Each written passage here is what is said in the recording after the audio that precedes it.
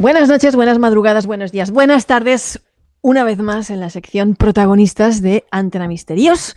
Hoy estoy aquí con un amigo muy especial. De hecho, lo conozco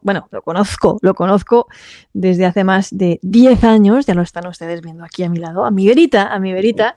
Yo he tenido el honor y el privilegio, el placer de presentarle un libro que fue Sociedad Tepes, ¿te acuerdas? Y Me he tanto. leído toda su obra de ficción. Iván Murín es criminólogo, guionista, también autor de ficción, de ensayo, tiene muchas cositas por ahí. Ha ganado incluso algún que otro premio con sus cortos en el Festival Internacional de Sitges, que no es cualquier plaza donde torear un corto de género fantástico. Y fue ganador, entre otros muchos galardones, del premio Enigmas, el primer premio Enigmas, con este libro que les estoy mostrando a ustedes aquí. Anatomía de las casas encantadas. Iván, qué placer tenerte aquí con nosotros. Hola, Amado, encantado yo de poder estar aquí hablando contigo, que como bien dices, hace años que nos conocemos. Y la verdad que cuando me dijiste, oye, ¿te gustaría participar en uno de los programas? Yo dije que sí, encantado, yo encantadísimo.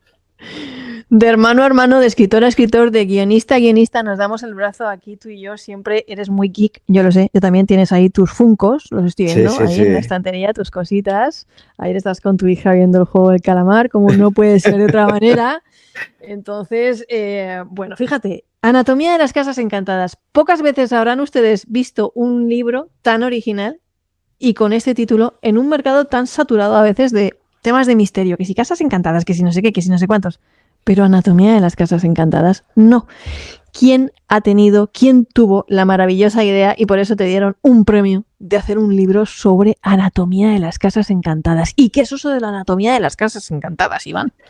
Bueno, pues fue algo que surgió así porque sí, o sea, realmente, porque era algo que llevaba mucho tiempo recopilando información precisamente para la ficción, ¿no? Para relatos, para novelas, y me apetecía probar el ensayo y sobre todo pues buscar ya no solamente el lado más creyente de todo este tipo de fenómenos, sino también el lado escéptico, ¿no? El poder dar ciertas respuestas, porque es verdad, ¿no? Hay cosas que a veces, pues, la sugestión o fenómenos físicos podían dar explicación a algunos de estos fenómenos. Y además, el tratarlo, sobre todo lo vi precisamente como algo anatómico. Es decir, yo trabajé hace tiempo como auxiliar forense y por lo tanto me vino a la cabeza, ¿no? Es decir, pues tenemos un cuerpo y por lo tanto tenemos sus partes y cada parte tiene una función especial, ¿no? En nuestro organismo. Entonces la casa pensé exactamente lo mismo. Digo, si la estructuramos y digo, y la despedazamos, ¿qué pasaría si cada capítulo se centra en una de estas partes anatómicas, entre comillas, de una casa y la centramos también en un fenómeno en concreto, ¿no? Empezando pues por los tejados, por las chimeneas, hasta acabar finalmente en el jardín, ¿no? Pero ir pasando por cada sitio, ¿no? Por los baños, por tal. Y entonces tocar muchas de estas historias que he ido conociendo con los años y que después del libro la verdad que me han pasado cosas y que debo reconocerlo.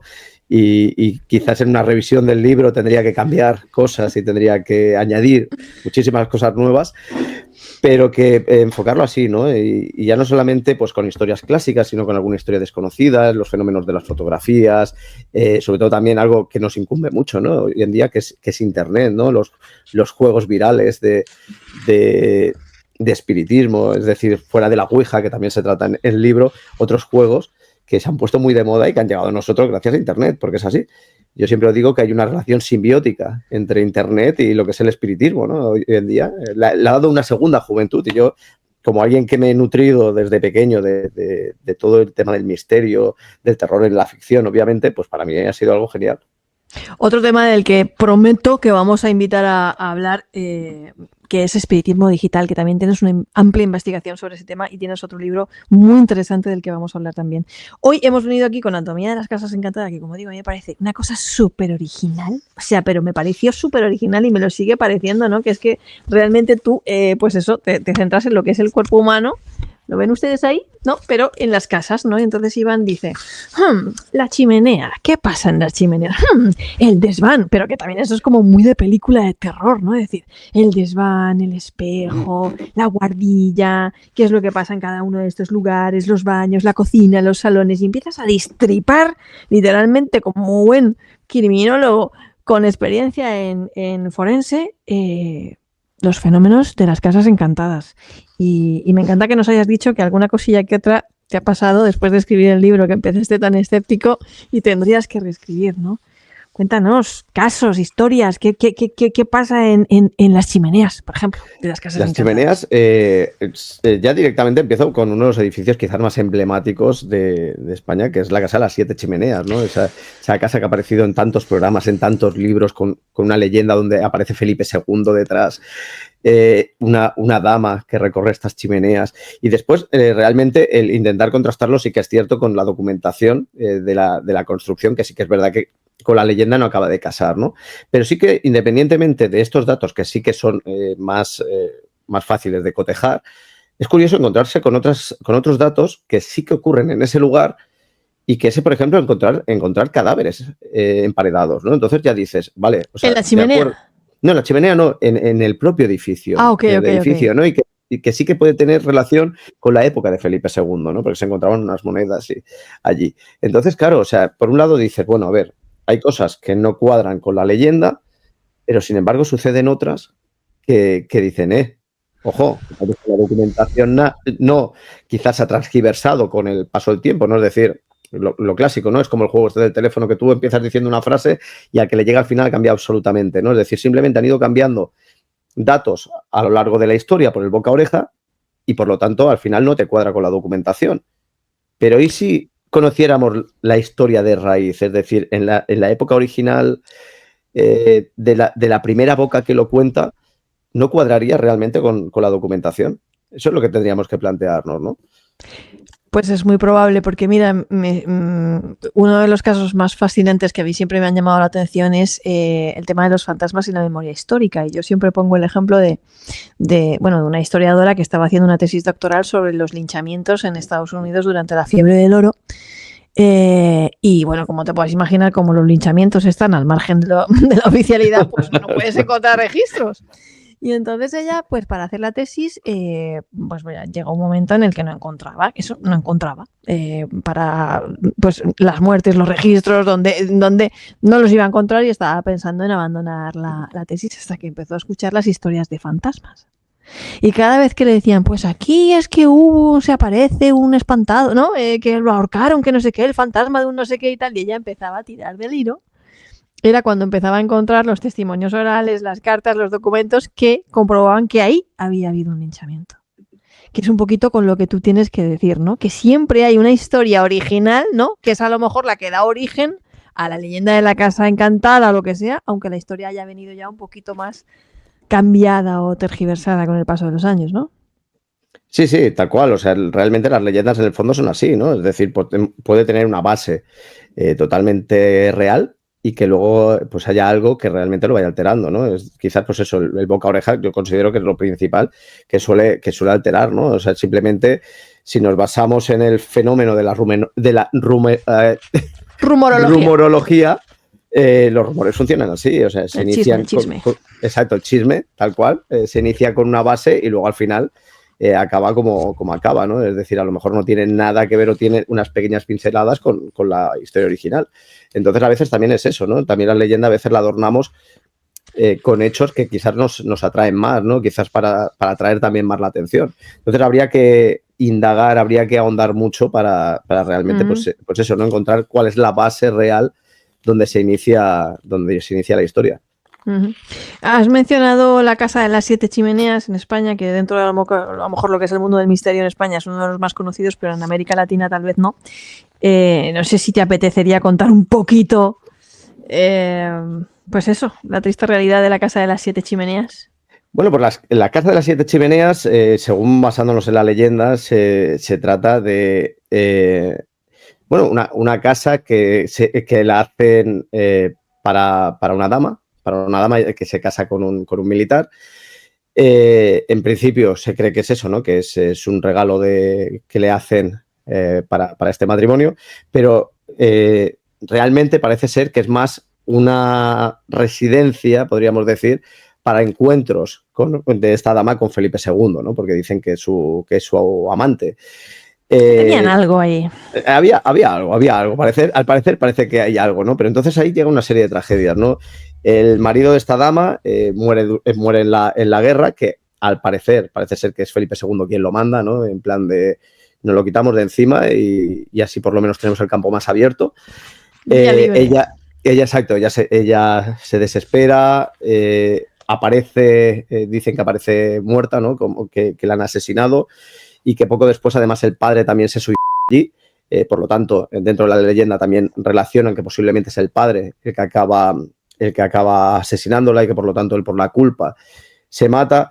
Dentro de la leyenda hay quien dice que muere en el lecho matrimonial, otros que posiblemente sí que muere allí, pero el cadáver desaparece. Por lo tanto, se van alimentando, ¿no? de estas historias. Pero claro, luego, cuando realmente empieza la leyenda fantasmagórica, es cuando dicen que empiezan a ver por las noches una figura femenina, vaporosa, muy clásica, ¿no? de la fenomenología de fantasmas, sobre todo de la época, en camisón blanco, que recorre estas chimeneas, ¿no? Y que incluso muchas veces señala hacia el palacete donde se encontraba Felipe II habitualmente. Luego también hay otra historia, ¿no? Que también se habla de una joven que se casa con una persona adinerada, mayor. Es un matrimonio de estos concertados que ya no quiere.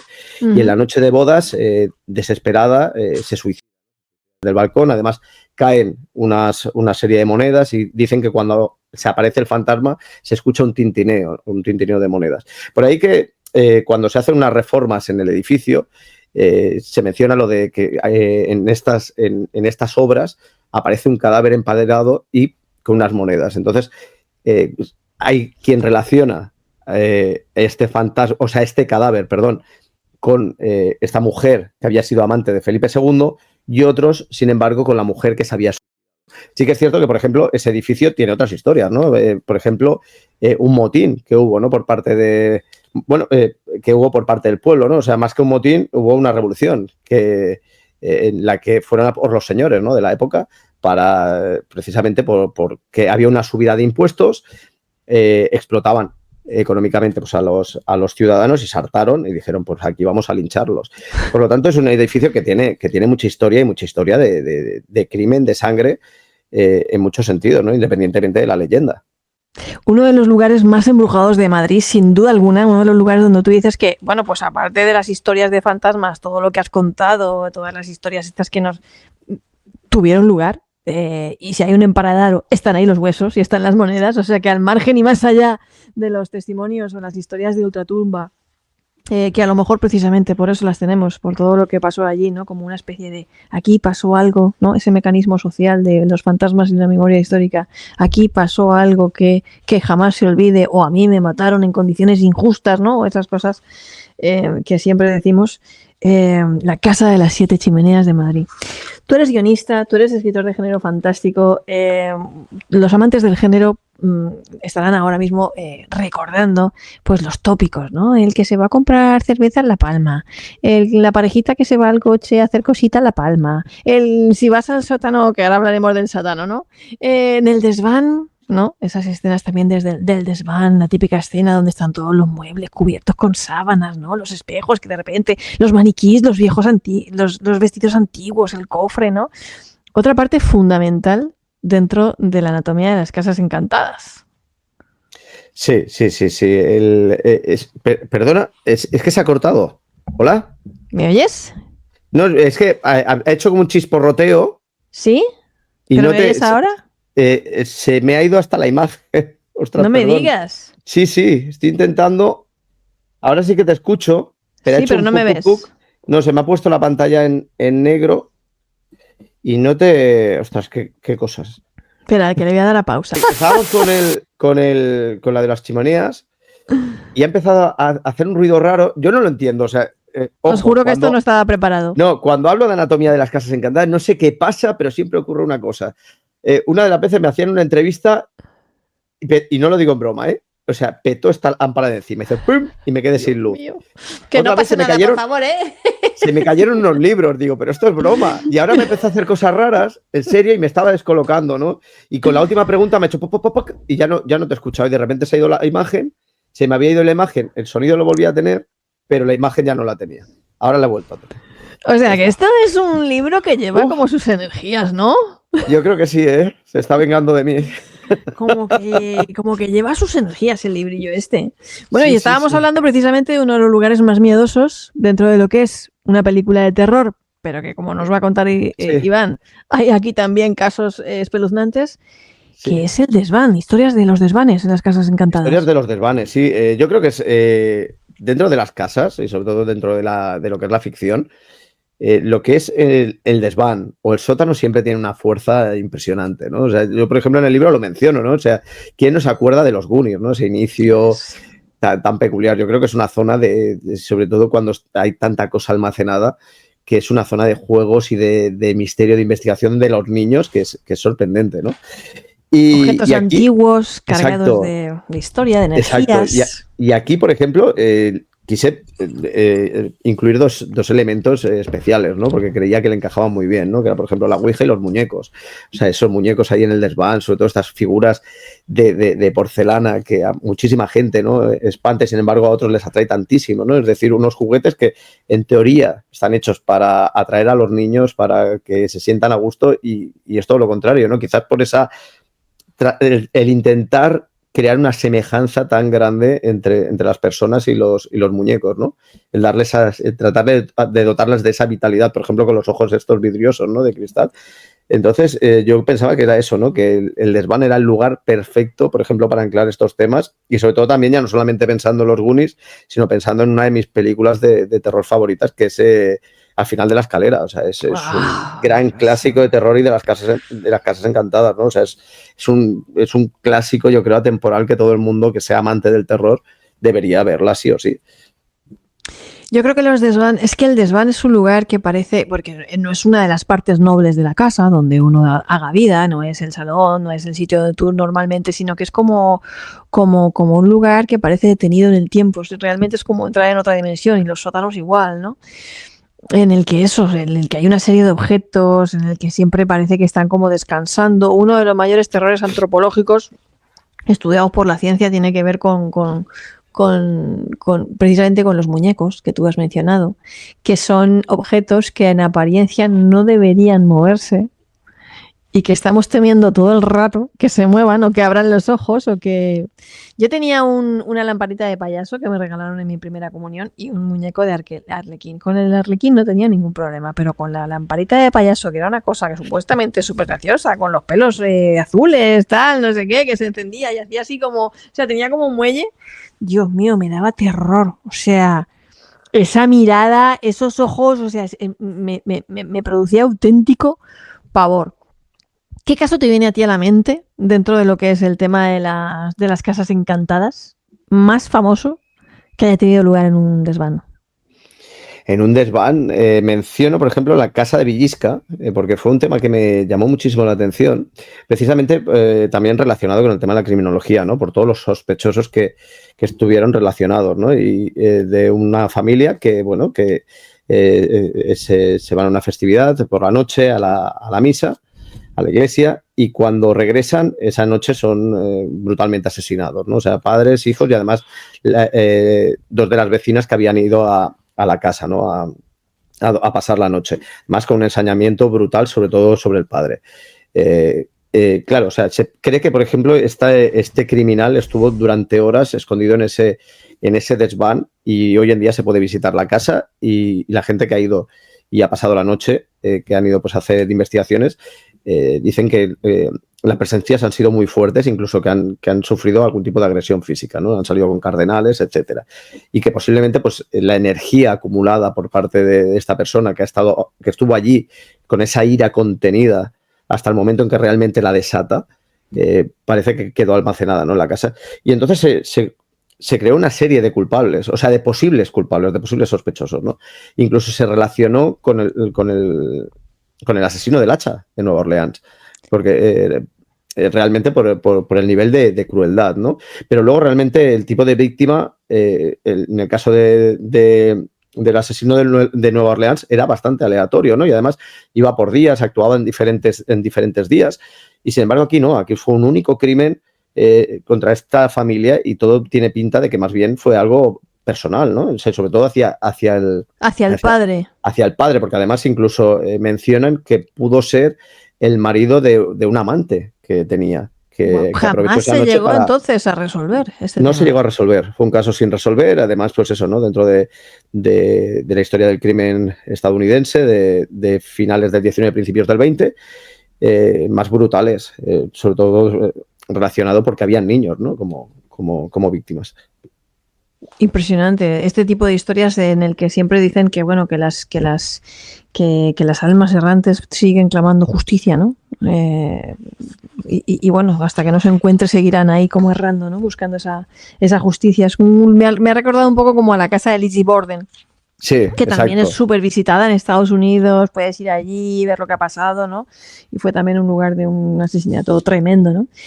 Has mencionado también antes el tema del sótano junto al desván como uno de los lugares más terroríficos a la hora de encontrarte, bueno, si nos pilla un fantasma que no sea en el sótano, ¿no, Iván? Sí, yo creo que sí, ¿no? O sea, además tiene esa peculiaridad, ¿no? Es como si fueran las entrañas reales de la casa, y que como si quedara todo el depósito, ¿no? O sea, parece como si todo lo malo se fuera para allá y luego no tendría por qué ser así. O sea, hay gente que habilita los sótanos que dices, ostras, esto es una auténtica maravilla, pero sí tiene esa fama y quizás también eso, ¿no? O sea, hay muchas historias alrededor de ese punto en concreto de la casa que suelen ser bastante nefastas.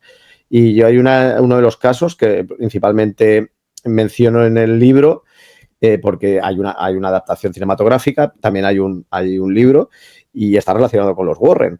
O sea, es la que está relacionado con la funeraria Hallahan, ¿no? Es decir, una familia que se hospeda allí debido a uno de los hijos que tiene un linfoma y se tiene que tratar y entonces se ven obligados a mudarse porque si no es imposible el estar viajando de aquí para allá, entonces se traslada toda la familia allí porque es más económico y luego realmente empiezan a pasar cosas, ¿no? Empiezan a pasar fenomenología bastante agresiva, o sea, con abusos, etcétera. Se acusa a este joven de estar detrás de los fenómenos y de que es él realmente el que produce. Cuando hablamos de abusos y de lo que pasaba allí, fenomenología extraña, paranormal, polter... Sí, bueno, se inicia todo con sueños, o sea, realmente, o sea, con sueños. Pero estamos hablando de abusos parecidos a los del típico caso que también inspiró la película El Ente. El Ente, exacto.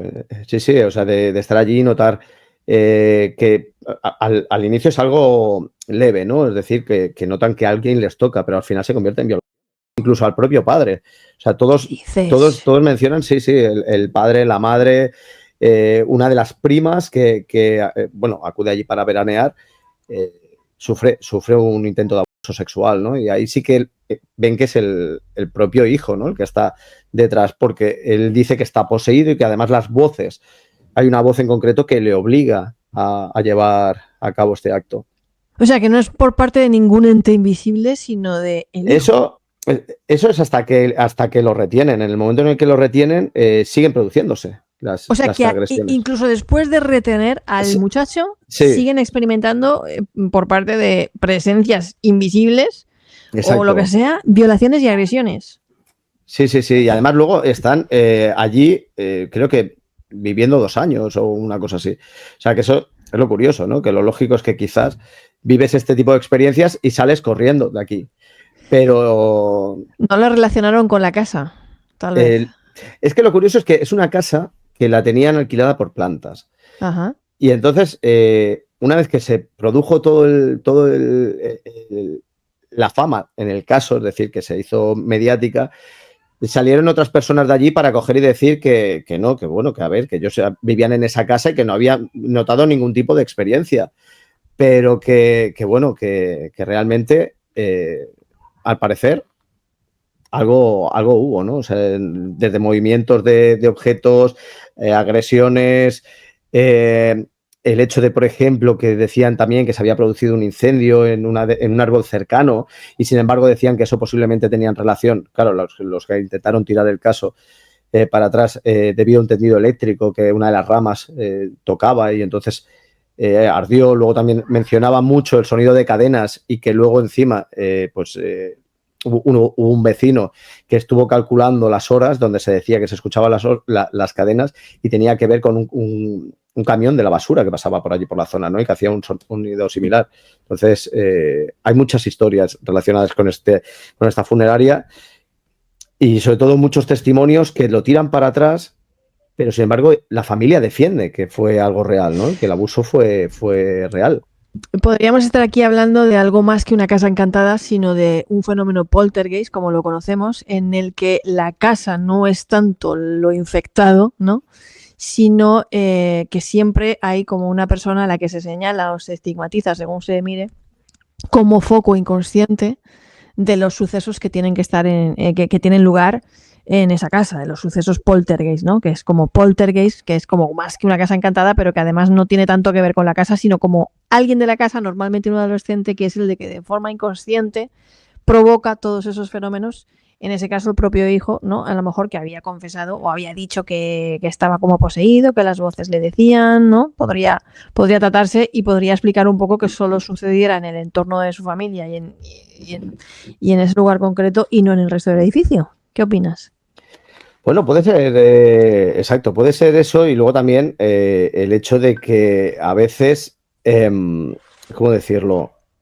Parece que hay gente que sí que es verdad, que es curioso, que por ejemplo pasa mucha gente por una casa y no pasa absolutamente nada. Y sin embargo una familia en concreto activan, ¿no? Es como si fueran, yo siempre lo digo, es que hay gente que parece que sean como una llave, como si fueran un auténtico generador, ¿no? Que activan algo que está ahí latente y de repente pues sucede. Luego, es que es un caso que es complicado a ver quién tiene realmente la razón, ¿no? Si la familia que realmente ha sido afectada, porque yo siempre lo digo, ¿no? O sea que el problema que tenemos es que o lo vemos todo negro o lo vemos todo blanco. O sea, no nos paramos a pensar en toda esa gama de tonos que hay entre medio, ¿no? Y que quizás ahí se encuentra la respuesta, ¿no? Entonces tendemos a eso, ¿no? Decir, no, bueno, todo esto es falso o todo esto sucede porque sucede. Entonces, yo opino que, a ver, las experiencias muchas veces, aunque sí que tienen una explicación, la persona puede haberlas vivido. Realmente, esa persona ha vivido de una manera en concreto, las ha sufrido de una manera en concreto y eso siempre hay que tenerlo en cuenta, ¿no? Y hay que respetarlo, aunque luego se pueda dar una explicación, ¿no? En este caso, pues a lo mejor sí que uno de los principales responsables era este chico, ¿no? O sea, podía ser el que podía generar algo, ¿no? O sea, bien físicamente hasta el momento en que se produce este arresto y que luego, pues eso, ¿no? O sea, los Warren, que es uno de los que, bueno, tiene el libro que se centra en este caso, me parece se titula Desde la oscuridad. Ajá. Creo que es así, o tiene un título parecido. Uh-huh. Y que ellos, bueno, pues dicen que acuden, bueno, como pasa en todos estos casos, ¿no? Que se han hecho tan famosos, sobre todo gracias al cine, que acuden y hacen claro, una serie Iván, tú estarás pensando, porque claro, tú eres criminólogo y has trabajado en el ala forense. A ti te llega como forense una persona, un caso, esta familia, con signos de agresión, ¿es eso? De agresión física. De agresión física. De violación. Tú llevas a cabo las pruebas pertinentes. Descartado e incluso retenido el muchacho que podría haber sido el autor, confeso, de esas agresiones, se siguen produciendo. ¿Y hasta dónde llega la criminología forense? Claro, es que eso tendría que seguirse investigando, ¿no? Porque ahí lo que te lleva a plantearte es que posiblemente o bien el muchacho no tiene nada que ver, o hay alguien más que está provocando este tipo de agresiones, ¿no? Tú lo que piensas ya directamente que es alguien físico, es decir, alguien palpable, alguien que realmente no piensas que sea realmente una entidad como ellos decían, ¿no? Como los Warren decían que era una entidad demoníaca y tal, que además hay que decir que la familia Hallahan, que eran los dueños de la funeraria, se sintieron realmente ofendidos y los vecinos igual, o sea, los vecinos de la zona, porque siempre decían que era una familia muy respetuosa y que ahí no había pasado absolutamente nada. Claro. Y claro, o sea, se estaban mencionando hasta casos de necrofilia que se habían producido en esa funeraria, claro, ¿no? Entonces imagínate, ¿no? O sea, que si realmente te surgen estas historias, cómo lo que te puede llegar a dañar y sobre todo cuando ganan una fama, ¿no? Una cierta repercusión mediática. Pero entonces lo que habría que centrarse es eso, ¿no? En averiguar qué otros componentes hay, quizás dentro de la familia, que están causando esto, ¿no? O sea, ver si hay alguien más que esté implicado de la familia o que sea de fuera y que participe en este tipo de abusos. Recuerdo un caso investigado por Enrique Chazarra, uno de los grandes también investigadores del mundo del misterio, un caso del País Vasco, que creo que incluso llevaron a cuarto milenio, y en pleno reportaje, porque es que esto era el caso típico de poltergeist de casa sangrante, ¿no? Que es un fenómeno muy poco estudiado, pero muy interesante, ¿no? En el que las paredes de la casa, imagínate, pues sangre en los cajones, ¿no? Y la pareja que se había mudado allí vivía absolutamente aterrorizada, es la palabra, ¿no? Y de lo que se dieron cuenta era que la chica estaba sudando sangre. Es un fenómeno que en medicina se conoce como hematohidrosis, que puede llegar a producirse en situaciones de estrés extremo, ¿no? Por el motivo que fuera, pues si la chica estaba asustada, estaba acojonada, estaba absolutamente agobiada o no. Hay que tener en cuenta, Iván, que tú lo has hecho, Anatomía de la Casa Encantada, ves que la casa es el refugio de uno. Exacto. Es tu cueva. Si tú no te sientes bien en tu cueva, o sea, el nivel de ansiedad que puede llegar a vivir uno por lo que sea, o en el momento en el que te encuentres o no, pues se puede llegar a reflejar en ti físicamente de alguna manera, ¿no? Sí, yo creo que sí. Además es eso, o sea, bien lo has dicho, ¿no? O sea, es un sitio donde se supone que tenemos que estar seguros, que nos tenemos que sentir bien, o sea, tener un bienestar porque es nuestra zona, ¿no? Es nuestro refugio. Y que yo creo que es una de las cosas más aterradoras, ¿no? Que puedes vivir, que es la invasión de tu hogar, ¿no? Y ya no hablamos eso, ¿no? De una invasión física, es decir, de un sitio donde tú estás tranquilo y de repente empieza a suceder algo dentro de tu propia vivienda, ¿no? O sea, cosas características, ¿no? De este tipo de fenomenología, es decir, desde objetos que se rompen, que desaparecen, alteraciones, etcétera, ¿no? O presencias, ¿no? El hecho de creer de que alguien te está observando y tú luego mires y realmente no veas a nadie, pero tienes esa sensación que es casi primigenia, igual que el miedo, de notar que hay algo, ¿no? O sea, y es algo, yo creo que es terrible, es decir, un sitio donde dejas de sentirte a gusto. Dejas de sentirte a gusto, te sientes quizás con la necesidad, ¿no? De huir, pero claro, ¿dónde vas a huir? Claro. Ese es el problema, ¿no? Impresionante. Aquí hay una serie de, pues estamos recorriendo como si esto fuera un manual de anatomía, pues lo que es el cuerpo humano, el pasillo, las escaleras, los dormitorios, el jardín incluso, ¿no? ¿Cuál dirías tú que es ese rincón de la casa donde más fenomenología podemos encontrar dentro de lo que es la anatomía de las casas encantadas? Pues quizás yo me cojo el dormitorio. El dormitorio, donde dormimos. El dormitorio, además lo digo en el libro, ¿no? O sea que nosotros cuando nos vamos a la cama, colgamos la armadura, colgamos el escudo y nos vamos a dormir, en teoría totalmente desprotegidos. O sea, vamos a relajarnos, a desconectar, lo que hablamos del bienestar, ¿no? Y ahí es donde es curioso, pero aparecen un montón de fenómenos, ¿no? O sea, ya uno de los más clásicos es el hombre del sombrero, ¿no? El hombre oscuro. Ay, sí. A ver, yo creo que la gran mayoría de los casos está relacionado, ¿no? Con los terrores nocturnos, con los... Yo he sufrido terrores nocturnos y sé lo que es, y parálisis del sueño, y se pasa terriblemente mal. O sea, es horroroso, o sea, es una de las cosas más aterradoras que te pueden pasar. Y claro, realmente, o sea, tú tienes una sensación de que algo hay. Porque, claro, o sea, juega contigo tu mente y juega contigo tu miedo. Entonces, eso ya para empezar, ¿no? O sea, es un fenómeno psicológico y físico realmente, porque tu cuerpo, o sea, tu cerebro hace clic, pero tu cuerpo no. O sea, no conecta. Claro. O sea, tarda un poco más y todo ese momento es angustiante, ¿no? Y ahí te puede hacer las mil y una, ¿no? Y luego, además, sin contar uno de los miedos atávicos más clásicos, ¿no? El miedo a la oscuridad. Es decir, en el momento en el que tú ya no te sientes seguro en tu habitación y ves la oscuridad, temes, ¿no? Temes lo que hay ahí oculto, ¿no? Y lo que hay acecha. Entonces, yo creo que es uno de los sitios peor, ¿no? O sea, además, las pesadillas, todo. O sea, realmente yo creo que nos pilla desprotegidos, nos pilla totalmente desprotegidos, y sobre todo cuando está relacionado con el tema de apariciones. Quizás es eso también, ¿no? Ese momento en el que realmente no tenemos un control ni sobre nosotros mismos ni sobre nuestra propia mente. yo lo pienso, que a lo mejor pues sí que sirve, ¿no? Como un momento de conexión con algo más, o sea, que realmente se puede producir. Y si no, pues hay otros fenómenos también, por ejemplo, los fenómenos de la hipnosis, ¿no? Que te hace abrir la mente de una manera que quizás de una manera despierta y más lúcida es imposible, ¿no? Porque nosotros mismos ejercemos una capa de escepticismo y de protección sobre cosas. Yo siempre lo digo, que lo curioso, y cada vez me da más miedo, el tema de los amigos invisibles, de los amigos imaginarios con los niños, ¿no? O sea, tú los ves interactuar y la manera y según qué cosas que dices.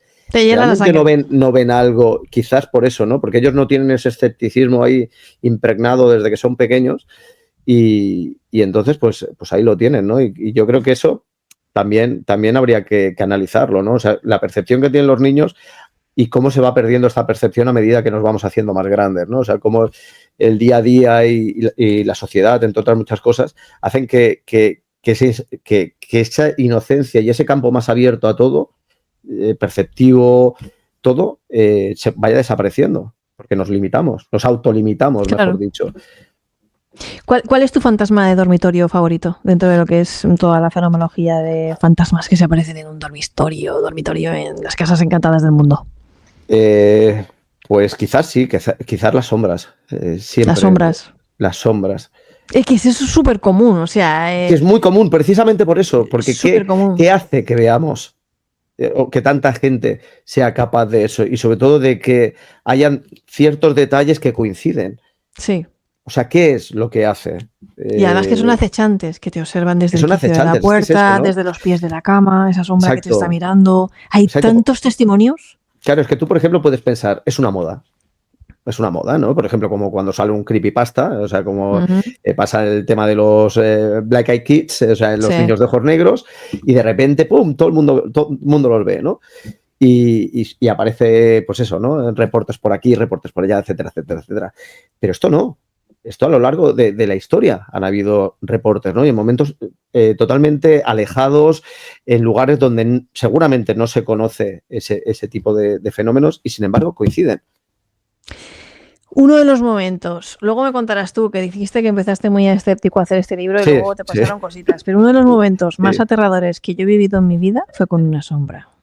Atención, resulta que yo una vez me fui con mi amigo Antonio a un colegio abandonado de Agost.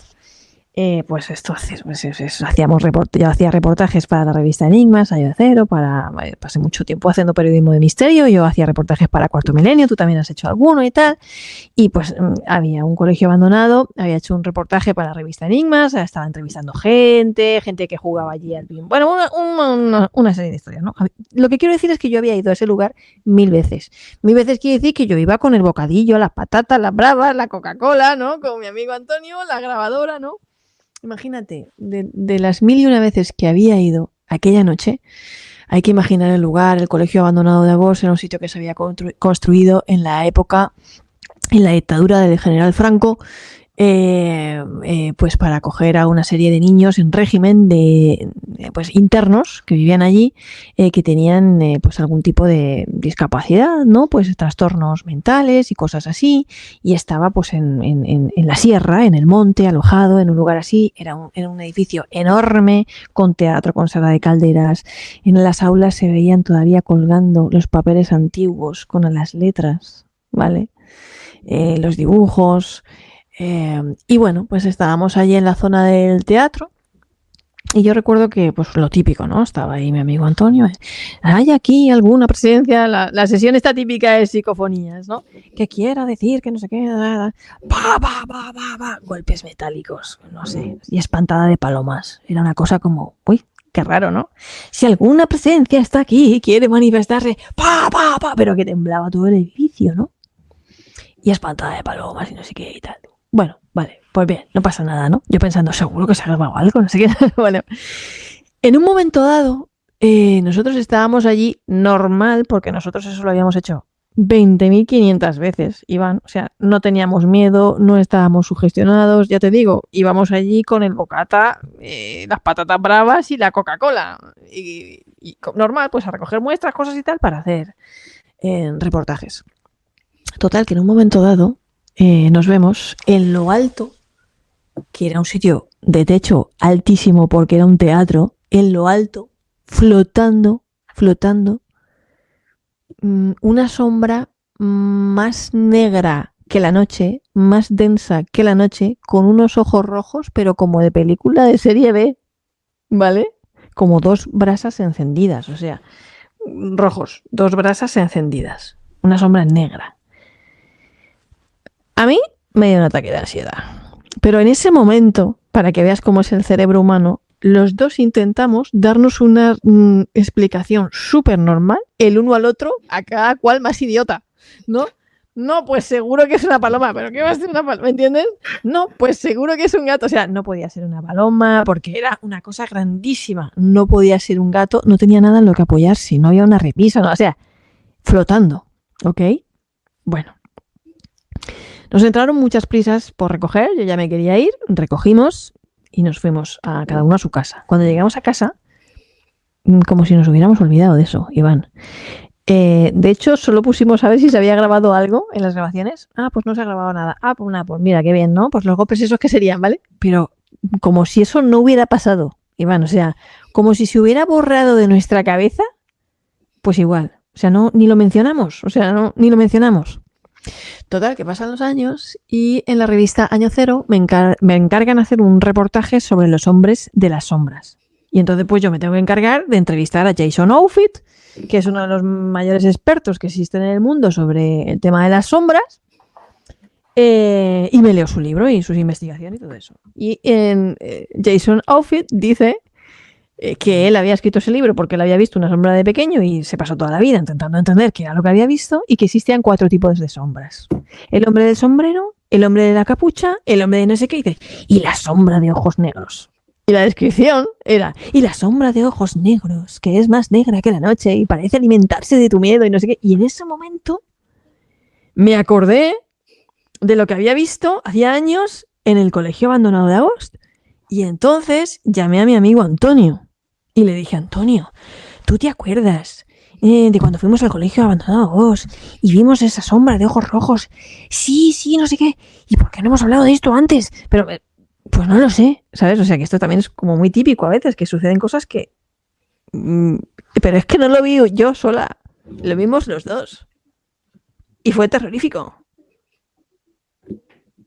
Miedoso, o sea, a mí no me hace falta ver otro. O sea, no tengo necesidad de ver otra cosa así, ¿no? O sea que, a ver, cuéntame tú, ¿qué es lo que te ha pasado? ¿Qué te ha hecho ahí un poco como... Bueno, a ver, la escéptica? sí que es cierto que a partir de Anatomía de las Casas Encantadas me surgió la posibilidad de participar en muchas investigaciones, ¿no? De diversos grupos. Algunas ya veías tú que eso no se sostenía por ningún lado porque eso era, eso es para escribir libros aparte. O sea, eso sí que, en serio, es espectacular. Pero sí que es verdad que un día me sucedió una cosa muy rara y que me dejó bastante tocado, ¿eh? O sea, reconozco que me dejó bastante tocado, o sea, dándole vueltas durante muchos días, incluso me iba a dormir y me costaba, ¿no? Me costaba dormir porque pensaba, ¿no? Sobre ello. Yo era un día, estaba volviendo a casa con el coche y era, pues eso, sería las 4:30 de la tarde o cosas así. Y entonces en la esquina de mi edificio me encuentro a una vecina, una mujer muy peculiar, o sea, o sea, una mujer con unas características muy especiales, que a veces sí que ves gente que dices, puede ser esa persona, pero luego a lo mejor no, pues porque es muy común, ¿no? O sea, tú, por ejemplo, me ves a mí y tengo 30 gemelos por ahí perdidos, ¿no? O sea, porque es así, ¿no? Calvos, barbas, gafas, o sea, y te puedes confundir perfectamente. Pero esta mujer no, o sea, era una mujer mayor, muy delgada, además siempre con ropa muy colorida y tal. Y yo pasé con el coche y normalmente es una mujer muy amable, bueno, era una mujer muy amable y bueno, y siempre te saludaba. Y paso con el coche y la veo allí plantada en la esquina, me mira y yo, bueno, pues sigo hacia el parking, me meto y bueno, no pienso nada en especial. Llego a casa, estoy con Cristina, con mi mujer, hablando y tal. Le digo, no, mira, he encontrado a la vecina abajo, estaba allí en la esquina esperando y tal. Digo, estaría esperando a alguien. Y al cabo de unas horas empiezo a escuchar ruidos en el edificio. O sea, un ruido pero brutal. La policía, los bomberos, ambulancias, bueno, y un montón de gente, ¿no? O sea, ¿Y qué pasa? Que yo vivo en un primero y esta mujer vivía en un bajo, en la parte de enfrente, ¿no? O sea, en el edificio, o sea, en el otro lado del edificio. Entonces, intentaban, se ve que la familia llevaba unos días intentando contactar con ella y no daban contactado. Intentaban entrar en la casa y tampoco, porque estaba cerrada con llave la puerta. Entonces, entran por el piso de enfrente mío, los bomberos, para poder bajar a la planta baja, con la escalera. Entran en el piso y llevaba días muerta. ¿Qué dices? Y era ella, o sea, estoy segurísimo de que era ella. ¿La habías visto? La había visto. Con Eso en Asturias lo llaman el huerco. Brutal, o sea, una nitidez brutal. O sea, y le he dado vueltas, lo he pensado muchísimo. Y luego, claro, eso te llega a plantearte que otras cosas que a lo mejor has visto o que has vivido y que siempre le has estado dando la vuelta y buscando esa lógica, quizás no era tan lógico. ¿Sabes? Eso en Asturias, en el norte de España, le llaman el huerco. Y lo tienen como ya muy catalogado, ¿no? Que a lo mejor bajas del autobús en dirección a tu aldea y te ves al vecino segando el prado, ¿no? No, acabo de ver a fulanico ahí que estaba ahí segando ahí el prado y tal. Y dice, ¿cómo? Si fulanico murió hace 2 días en el hospital. Pues si lo acabo de ver yo ahí, segando el prado, no sé qué, tal. Tiene un nombre, el huerco, ¿no? Y es curioso, ¿no? Porque también hay muchísimos testimonios, aparte de los de la despedida en el lecho de muerte, que sí que son como despedida, ¿no? Que van a despedirse, pero estos es como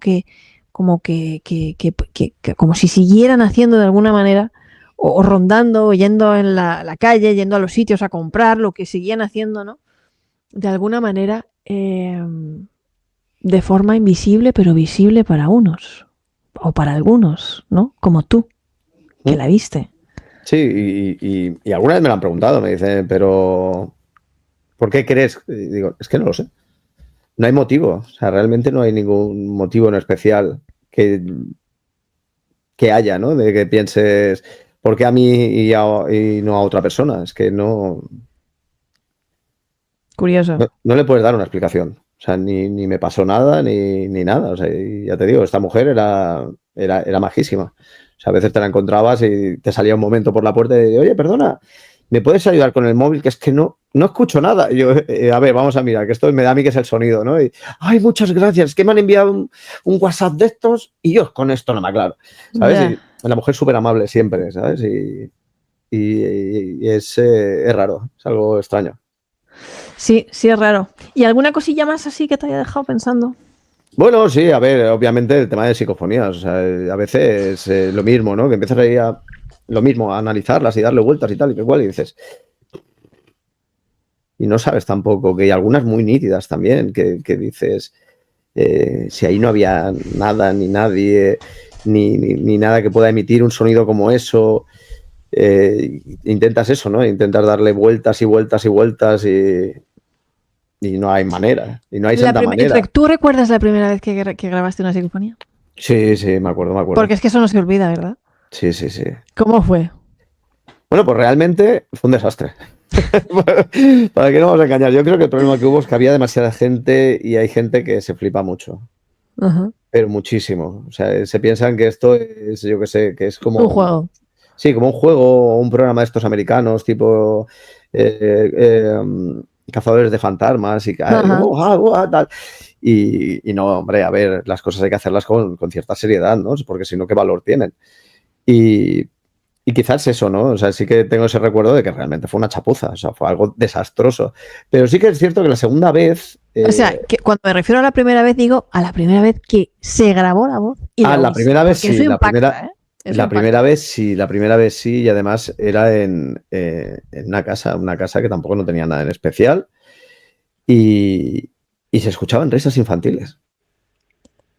Uf, eso sí que da miedo. Sí, risas infantiles, y no había pasado nada tampoco en esa casa, no había nada, ya te digo, nada en especial, simplemente, pues bueno, se había decidido hacerla allí por hacer unas pruebas y a veces es eso también lo curioso, ¿no? O sea, que vas a sitios donde no ha pasado nada, no vas por ningún motivo en especial, decides hacer una prueba, quizás por eso, ¿no? Para ver si funcionan bien los dispositivos y todo esto, y te llevas la sorpresa.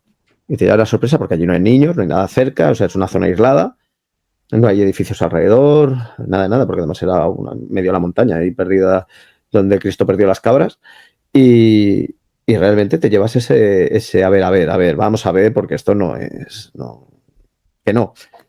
Y luego que sí. Sí, y además es que es algo que uno cuando es joven, aquí no es que seamos aquí tampoco unos, ¿no?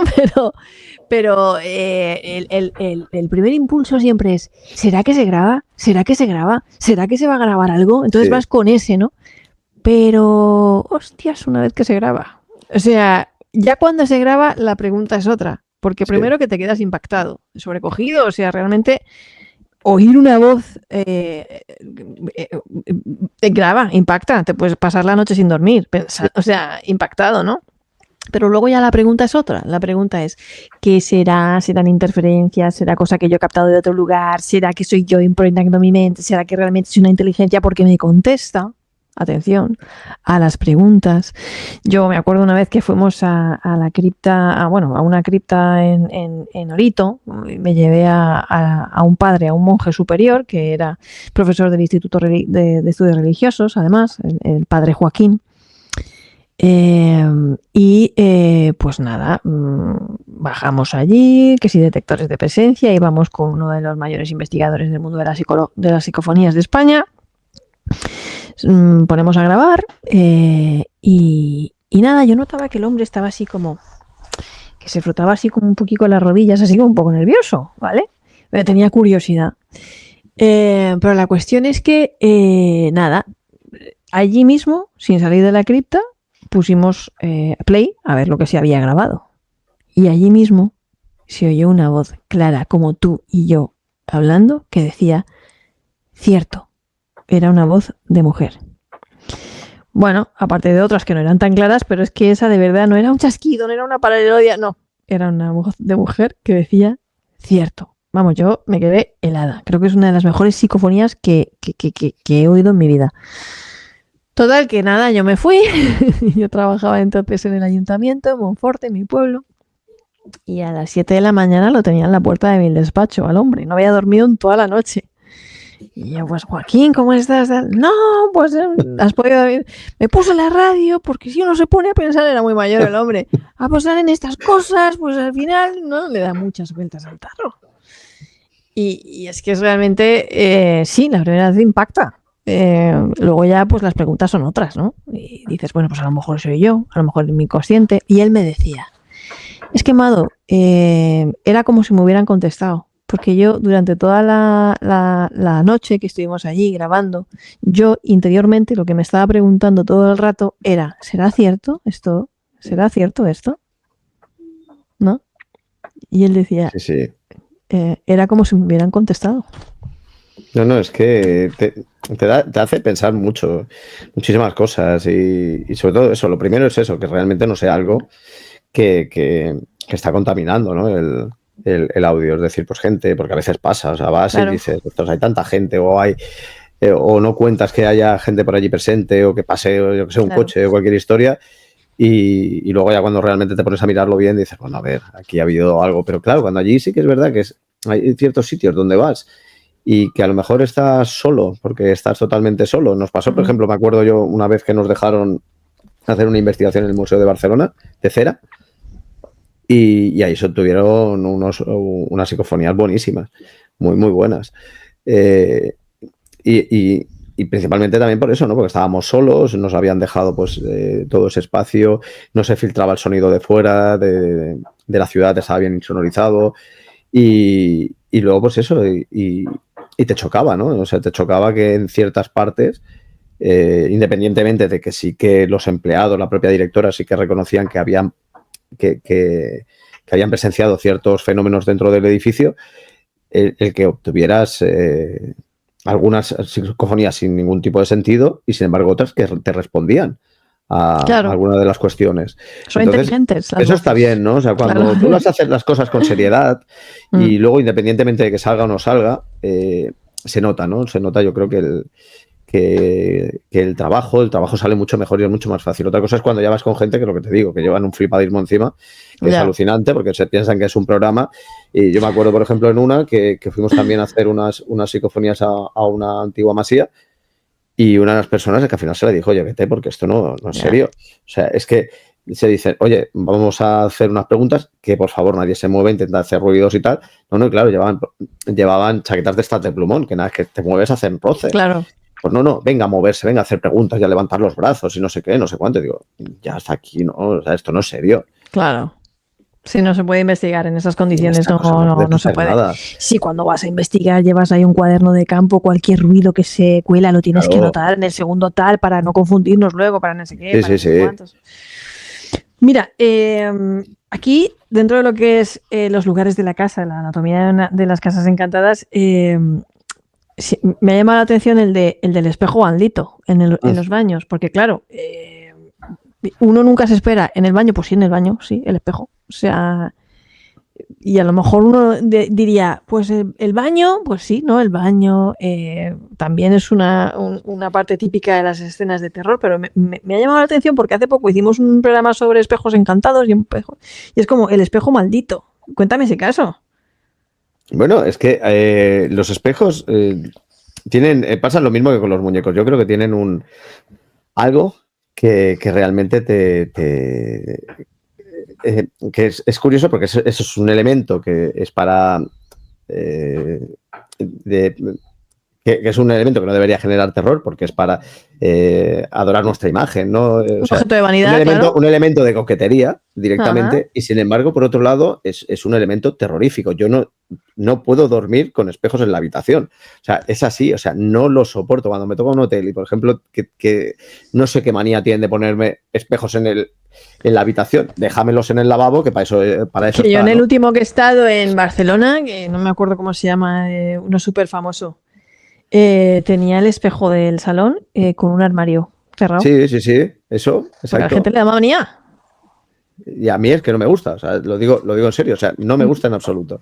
Entonces, tienes ahí, en este caso, o sea, un espejo que se encuentran en un contenedor, creo que es el caso, no tengo el libro delante, si no recuerdo mal, y que, bueno, pues lo restauran porque consideran que es un espejo bonito, que es clásico, porque además es eso, ¿no? O sea, tiene estos marcos dorados y tal, y entonces, pues bueno, le hacen una pequeña restauración y, sin embargo, en el momento en el que lo cuelgan en casa, ya empiezan los fenómenos, es decir, el hecho de ver algo, no de una manera nítida, pero sí como si algo se moviera en el otro lado del espejo, ¿no? En ese otro lado realmente, porque me recuerda mucho a la obra esta de Lewis Carroll, la segunda parte de Alicia en el País de las Maravillas, ¿no? O sea, Alicia a través del espejo, o sea, la posibilidad, ¿no? De que haya algo.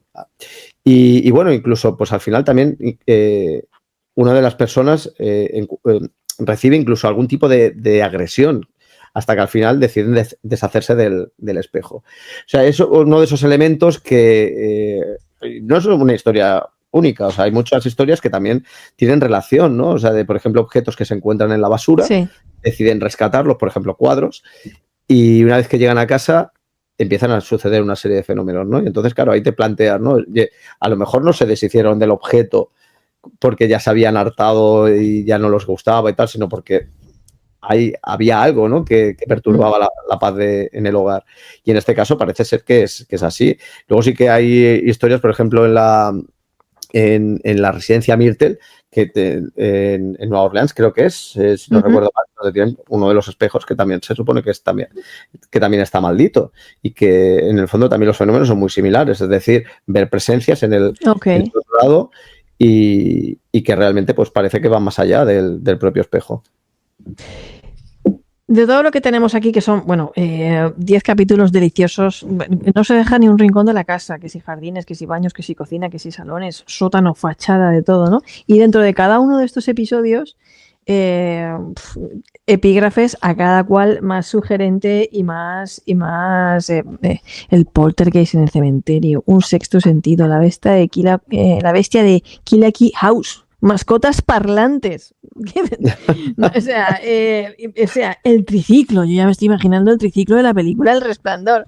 Cosas que O sea, de todos estos casos que tienes aquí, ¿cuál es el caso que a ti más te asombra, asusta, más te ha hecho pensar, más...? Bueno, de los casos que traté en este libro, obviamente hay algunos que son muy conocidos, otros menos, pero el que más me gustó fue de una chica que le pude hacer una entrevista relacionada con la Ouija. Bueno, no quiso que se diera el nombre real, entonces le puse Lucía. Además, me hizo gracia porque quedamos en un lugar, en la calle Luna del Raval, que precisamente fue donde hice la primera participación para el Cuarto Milenio. O sea, fue una coincidencia que dices, yo es que hay veces que no, que para alucinar. Yeah. Y entonces, claro, estuvo hablando, pues, claro, o sea, nos juntamos con un montón de fenomenología relacionada con la Ouija, que muchas veces pues está presente, ¿no? El tema de la sugestión, la adolescencia, es decir, que es uno de los momentos donde más se juega con la Ouija, ¿no? O sea, esas pruebas de valor. Pero realmente, ¿cómo le llegó a afectar a esta chica el practicar la Ouija? O sea, practicar la Ouija sin que ella quisiera, porque ella no quería. Y cómo le estuvo afectando durante tiempo, hasta que al final, pues bueno, o sea, terminó confesándose a los padres que había pasado, porque había sido durante unas vacaciones de instituto, pues eso, ¿no? Unas colonias. Y entonces, pues bueno, ya recibió pues tratamiento, fue al psicólogo, etcétera, y poco a poco fue perdiendo el miedo. Pero en este caso, porque divido la historia en dos partes, una, en ese miedo hacia la Ouija, por lo que había pasado, pero luego la presencia que ella estaba segura que le estaba persiguiendo en todo momento sin hacerle nada, o sea, no le hacía daño, nada, o sea, lo que hablábamos antes de las sombras, ella siempre lo identificaba como una sombra que siempre estaba allí, pero que con el tiempo parece como si el hecho de haberle dejado de prestar atención sirviera para que dejara también de verla, ¿no? Y que hoy en día, pues, bueno, o sea, se le ponía la carne de gallina cuando recordaba el tema, pero ya no estaba porque no había desaparecido completamente, ¿no? Pero que sí que durante este periodo de tiempo lo pasó muy mal, ¿no? Porque incluso, pues eso, ¿no? Al final sí que llegó a plantearse si no había sido un tema de su propia sugestión, de su propio miedo que le había causado todo este tema y esa obsesión que le había generado el haber practicado la Ouija y todo esto. Pero es uno de los casos que más me gustó por eso, ¿no? O sea, por poder hablar con esta chica, hablarlo muy abiertamente, las posibilidades, ¿no? que podían haberlo provocado y que, pues, el ver, sobre todo, de lo mal que se pasa, ¿no? Que hay que tener mucho cuidado con estas cosas, no porque pueda pasar algo realmente o no, sino que simplemente, pues, si eres sugestivo, si tienes miedo, pues, ¿para qué vas a practicarlo? O sea, es que déjalo. O sea, nadie te invita a que... O sea, sí que te pueden invitar, obviamente, pero nadie te lleva a que lo hagas obligatoriamente, ¿no? Es decir, oye, ni cajar ni leches, o sea, no hagas tonterías.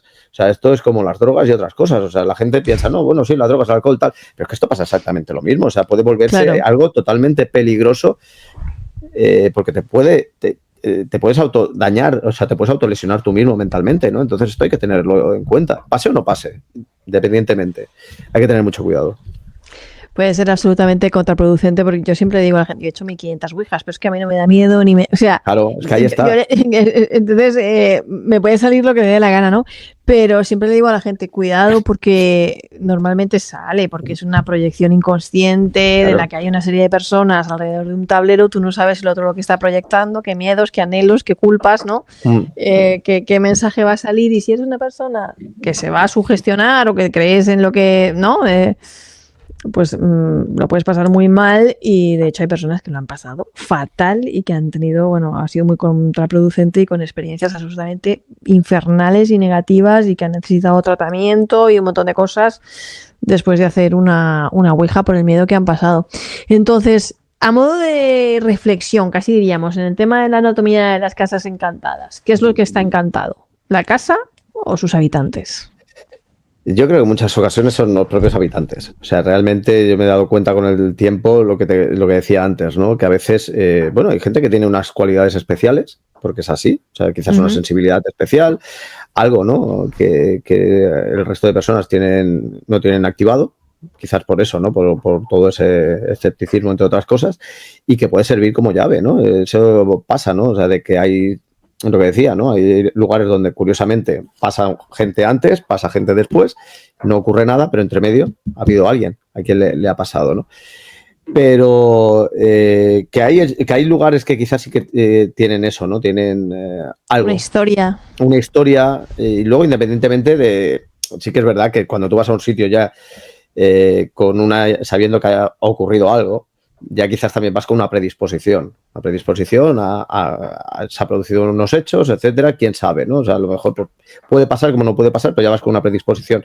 Por eso lo curioso es cuando no conoces nada que haya pasado y de repente te ocurren cosas, ¿no? Entonces, a veces es eso, ¿no? A veces es el propio lugar que tiene eso ahí latente y que hay que dejarlo claro, ¿no? O sea, claro, nosotros tenemos una imagen preconcebida de las casas encantadas, ¿no? Un lugar deshabitado, donde han habido experiencias malas, etcétera, y no tiene por qué ser así. Hay lugares que no tienen esa imagen de terror, o sea, al contrario, son lugares maravillosos y que lo que se produce allí tampoco tiene por qué ser nada negativo, simplemente es algo que se ha quedado ya impregnado porque no tienen por qué ser experiencias malas obligatoriamente, ¿no? A veces se piensa eso, ¿no? Quizás porque es lo que se le da más voz, de que ha pasado algo malo y que por lo tanto lo que ocurre malo es lo que realmente está activando las casas, no todo lo contrario, a lo mejor han sucedido momentos muy felices y que se han quedado allí impregnados, o sea, es como, es una huella, realmente es una huella indeleble que se queda allí. Exacto. Totalmente de acuerdo. Creo que hay una mezcla ahí, algo sugerente de los lugares a los que, bueno, pues visitamos y que, bueno, pues que siempre uno no puede evitar preguntarse, sobre todo en esos edificios tan antiguos, con tantos siglos, ¿no? Que por los que han pasado tantas huellas de personas, ¿no? Tantos sentimientos, tantas cosas. El otro día alguien siendo creyente o sin ser creyente, a veces cuando vas a uno de estos lugares donde la gente acumula tanto fervor y tanta esperanza, ¿no? Uno siente cosas, ¿no? O siente cierta paz, o siente, ¿no? Que tiene que ver, creo, y mucho, pues con lo que nosotros llevamos encima, ¿no? Que es eso, ¿no? Y sí creo que hay ciertas personas, cada vez que alguien me dice que ha visto un fantasma, siempre le pregunto que qué quería ella del fantasma, ¿no? Más que qué quería el fantasma, ¿no? Porque a veces, pues, esa también es una pregunta importante que hacer, ¿no? Y que pocas veces hacemos, a veces no la hacemos, ¿no? Y todas las dimensiones son interesantes. La historia detrás de la historia, como tú decías al principio de este programa, bueno, a lo mejor la historia del fantasma no es muy fiel a lo que realmente pasó, pero pasó, que pasó, ¿no? Y ahí está ese mecanismo social del fantasma como recuerdo, como memoria histórica, como forma de cohesión de eso, de transmitir algo que pasó y que como sociedad no queremos que se olvide, ¿no? Pero también de lo que nosotros llevamos y aportamos, ¿no? Y de personas especialmente sensibles como tú, que viste a una señora que llevaba días fallecida. Pues sí. Sí, eso es lo curioso, que a mí a partir de ahí me dijeron, bueno, que a lo mejor tú tienes también una sensibilidad y te has estado negando a ella, ¿no? Has sido tú el responsable de que te has estado siempre escudando. Yo qué sé. No sabemos, pero bueno. Yo qué sé. Por algún misterio lo llaman misterio, por algo Exacto. estamos hablando aquí de estas cosas para comernos la cabeza, sí. Básicamente, y preguntarnos por qué vemos estas cosas, qué pasa, qué somos Exacto. al final, ¿no? ¿Qué somos? Que es la gran pregunta que yo creo que es la que nos lleva a hacer un poquito estas cosas y a que personas como Iván y como yo, que somos muy parecidos en muchísimos aspectos, pues queramos siempre saber qué hay al otro lado de la puerta, ¿no? Esa curiosidad que nos lleva y esa pasión por las historias de ficción, de género fantástico, historias sobrenaturales, a las que somos tan adictos, ¿no? Porque también somos creadores y nos gusta pues crear para ustedes historias en las que ustedes se puedan sentar a vivir y conectar con una serie de emociones y misterios. Te tengo que decir que estás invitado a volver a este programa a hablar de otro de tus grandes temas, que es el espiritismo digital. Ya desde aquí quiero que te comprometas. Sí, yo me comprometo. Yo me lo paso bien, me lo paso muy bien hablando de estos temas y obviamente cuando ya hablas de tus trabajos, pues también, ¿no? O sea, y sobre todo de un libro que ya ha pasado unos años desde que salió, sí que es cierto, pues bueno, que ahora afortunadamente tuvo la nueva edición que salió el año pasado en Perú. Pero que es un libro que me ha dado muchas alegrías y entonces pues que de vez en cuando siga volviendo a aparecer y se siga mencionando y se siga hablando de él, para mí es increíble.